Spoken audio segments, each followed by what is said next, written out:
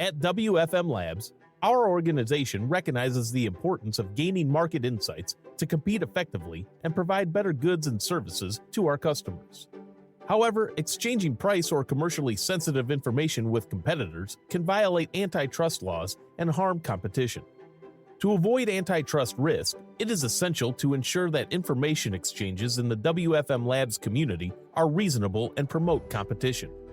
This includes avoiding discussions or coordination of sensitive topics such as customer prices, pricing paid to vendors, compensation paid to employees, or proprietary information.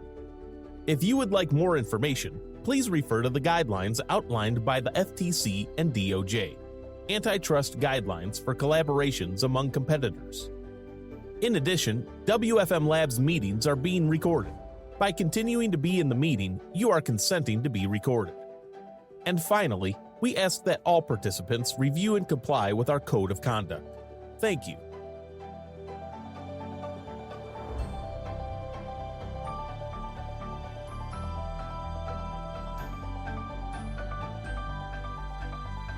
Hi, it's Ted Lango, founder of WFM Labs, and joining me today is Susan Morgan, a co-founder of WFM Labs.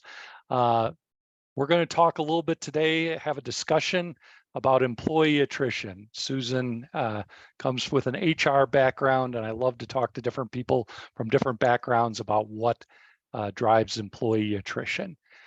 If you're new to WFM Labs, we're a group of people, workforce management and contact center professionals who are seeking to invent the next generation of workforce management practices. We believe that it's time to change many of the ways that we're operating contact centers, and that's our objective of WFM Labs, is to map out those changes. Susan, thanks for joining us. If you'd like to introduce yourself, love to hear a little bit about your background. Great, thanks for having me, Ted. I really appreciate this. So I've been in an HR capacity for a little while, and started actually in the union environment, which was entertaining. And I got out of that fairly quickly and moved on to MetLife, which is where I spent most of my career. Started there as a recruiter and doing some small employee relations and handling issues in the call center, but moved up a few notches while I was there and ended up supporting the business as a holistic environment. When we began, it was very specific to a product or a leader, and then it broadened as things changed. But I spent most of my career at MetLife. So. And you don't see that too much anymore. It's like, no. I personally worked with Susan for 10 years at MetLife, and we've seen a lot over even just that 10 years. I learned something new. I didn't know you started in the recruiting side of things, which is an important part, and we'll actually touch on a little bit of that today.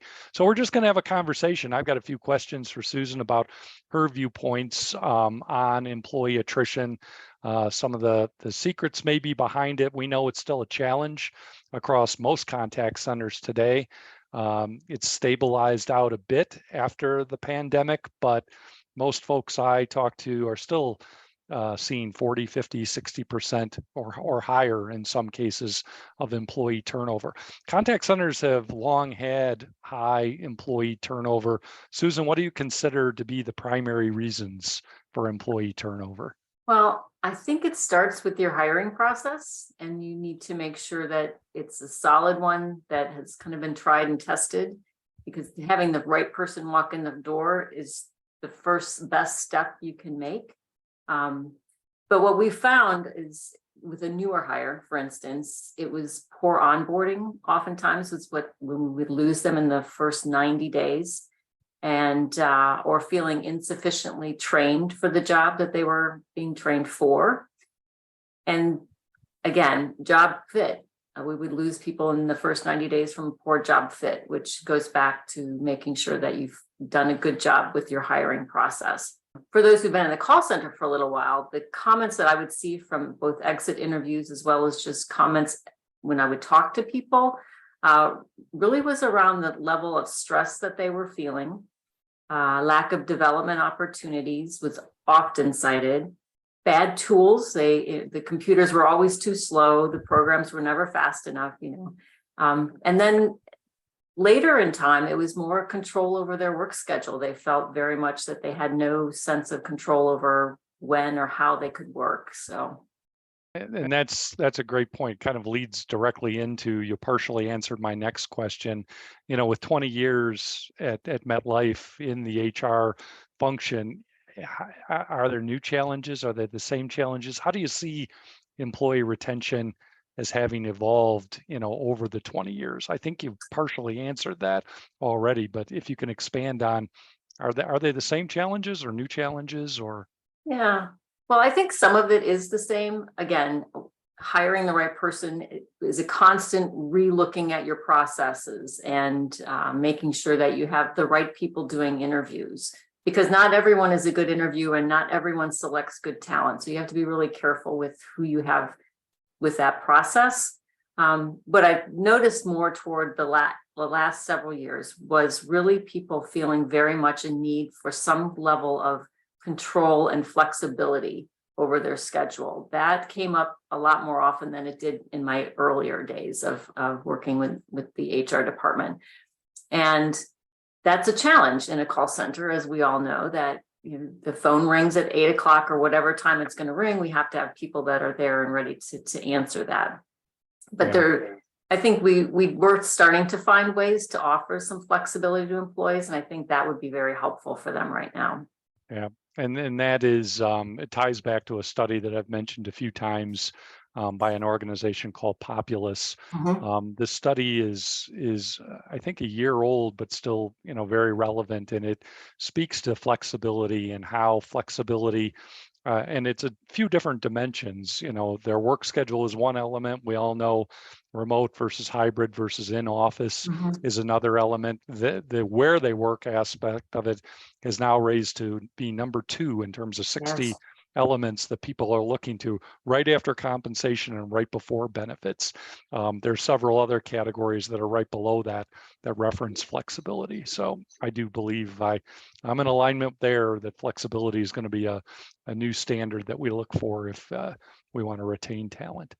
Absolutely. I think you're right on with the hybrid or the work from home type of a model. That also came up quite frequently, even in the early days, that they wanted to be able to do that, not all the time necessarily, but once in a while when it was more convenient for them.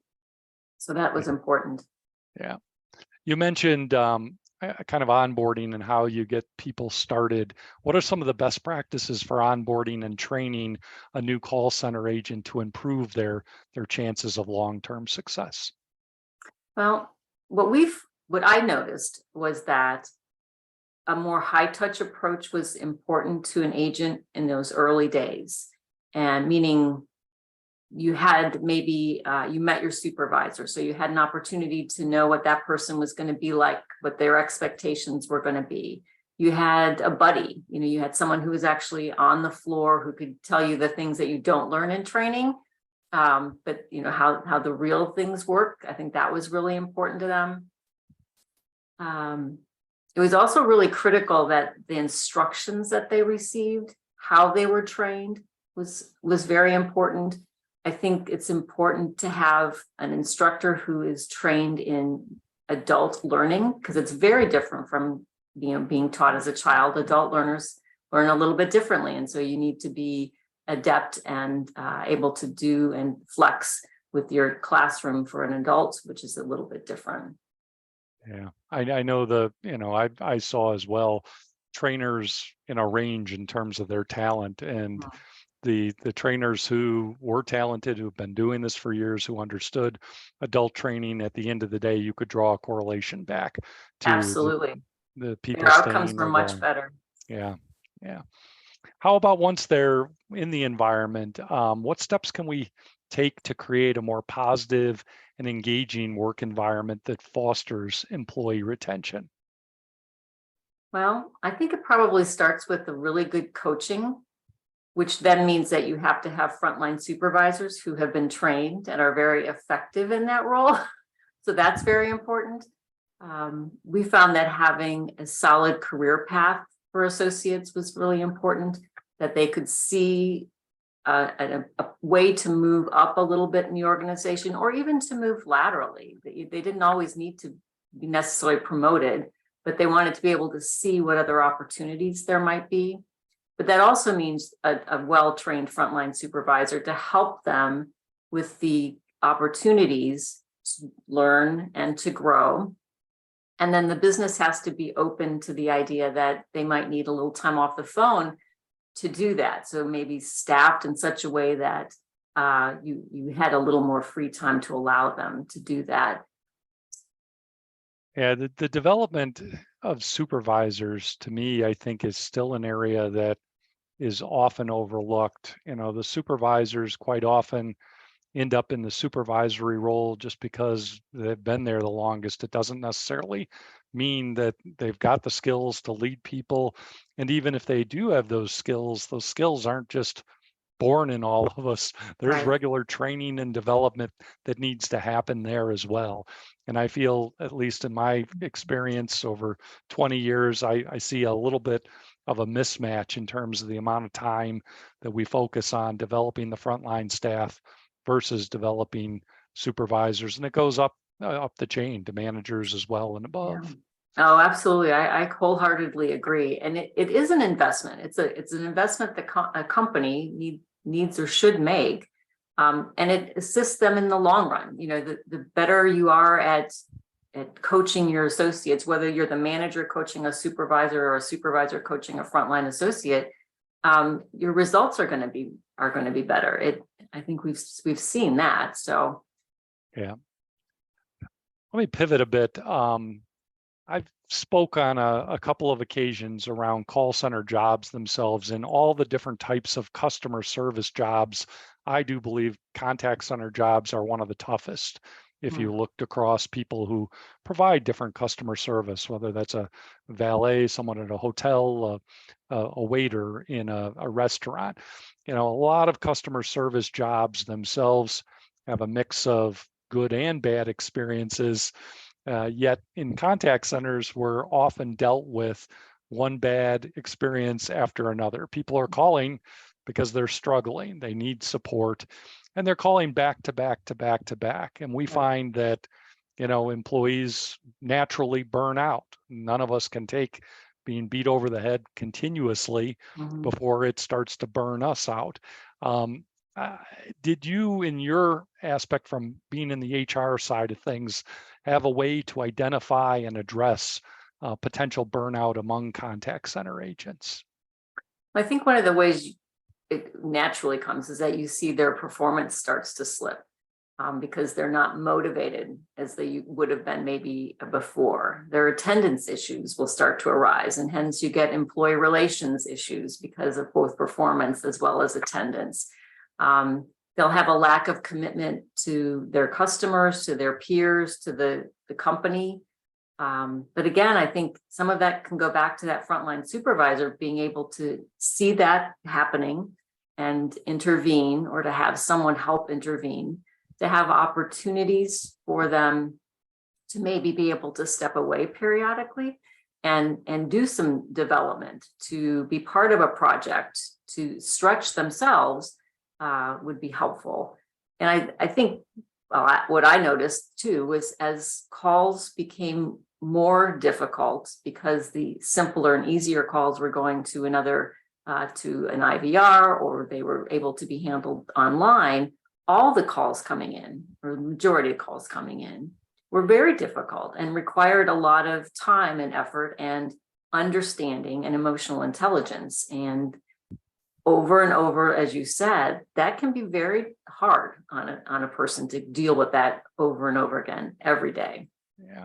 And then that sort of bleeds into my next question, which is, I personally believe there are misconceptions around when we see trouble, what can be done to actually retain and address. And one of the retention concepts here is, to basically go off and push people into a course that says, well, we know if we do A, B, or C, that's going to automatically retain the customer. Or I've seen other areas where it's like, okay, we're going to give them these trinkets or Friday lunch or something. Are there misconceptions about retention that you've seen in contact centers, and how can organizations address those misconceptions?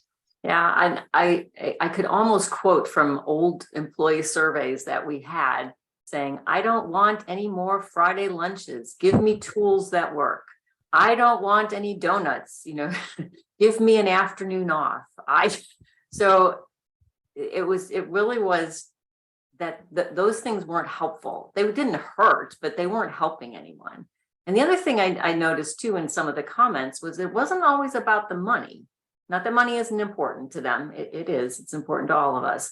But it really was being treated with respect, having the right tools for the job, knowing that there was an opportunity to maybe do something different, not for the rest of their life, but just periodically. I think those were the comments that we saw anyway, pretty regularly throughout the entire 20 years I was there. Yeah. Yeah, no, and there's another theme out there around just the value in the work that they do. So you mentioned respect, and again, referencing some of these studies that I've been reading, really employees, I think this is a post-pandemic thing. A lot of people lost a lot of loved ones over the last 3 years, and they're stepping back and questioning the value of their work.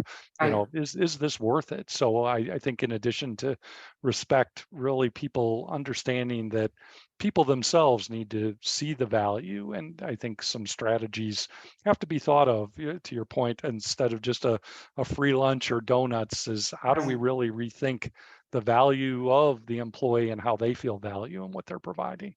Yeah, and I think what I saw too is a lot of them, because the job tended to be at a lower level, it was considered entry.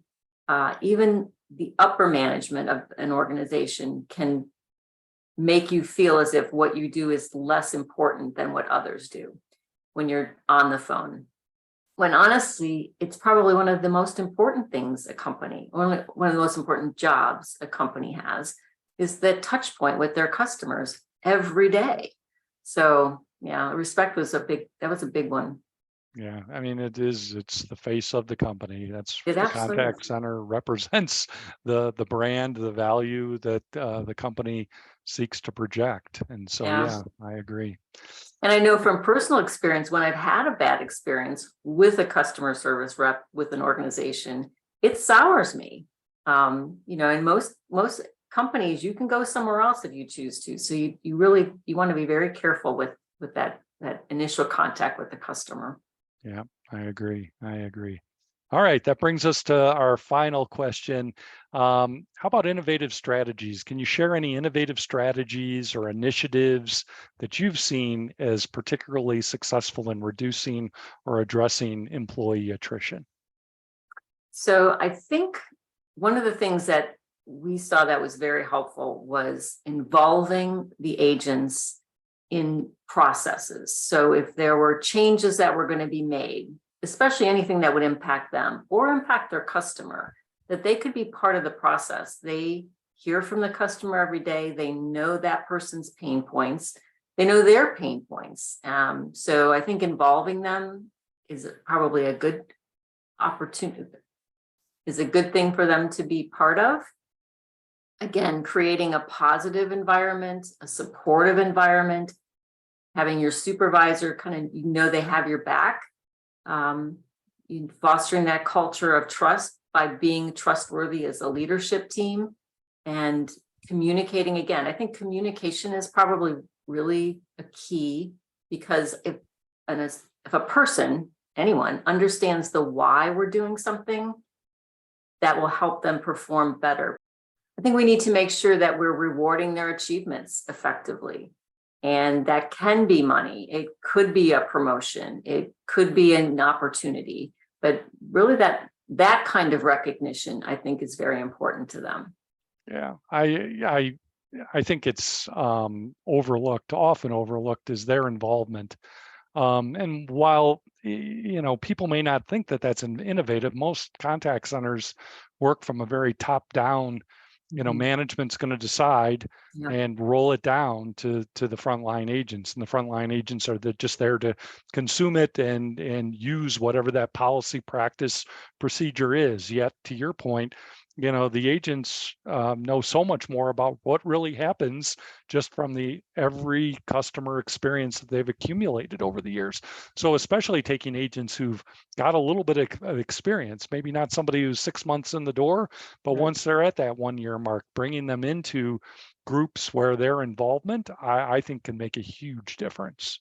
So, Absolutely. Absolutely. And even when you said the 6 months, even bringing people in a little earlier to talk about their onboarding process, to talk about their training experience, to help refine that, to make it more effective, to ensure that they are going to be set up to be successful as they continue in their career. yeah, no, that's a great point. I could envision a roadmap that essentially had their feedback through different stages of their career, and based on the stage of their career where they were giving feedback. So yeah, point well taken. 6 months, you get them involved to evaluate and evolve the onboarding and training practices. A year to 2 years is different, where you move Yeah. into the practices after they've got the experience under their belt of how they're evolving that. And you mentioned it already before. I mean, I do think career pathing is often kind of thrown out there as let's build it, but really bringing it to life, as opposed to just, well, this is the career path, and you're lucky if you won the lottery to make it to a Yeah. supervisor or a manager, instead of having a true real career pathing aspect into your Yeah. business. So, Yeah, because not everyone wants to be a supervisor or a Right. manager. They all have some different interests, and so I think we have to be very careful that we don't make that too narrow of a path. Yeah, no, great point. Well, Susan, I want to thank you. I mean, it was a great discussion. I picked out a few bits that I'm going to take back into WFM Labs. On our maturity curve out there on level 5, we talk about aspiring to be an employee first organization. We know attrition, it continues to be a problem, and we really have to solve this. And so having this conversation with you is eye-opening. Hopefully it generates ideas and helps the community as a whole tackle this problem as we seek to invent the next generation of workforce management practices. Thank you, Susan. Welcome. I appreciate your time. Have a good day. You too. Thanks.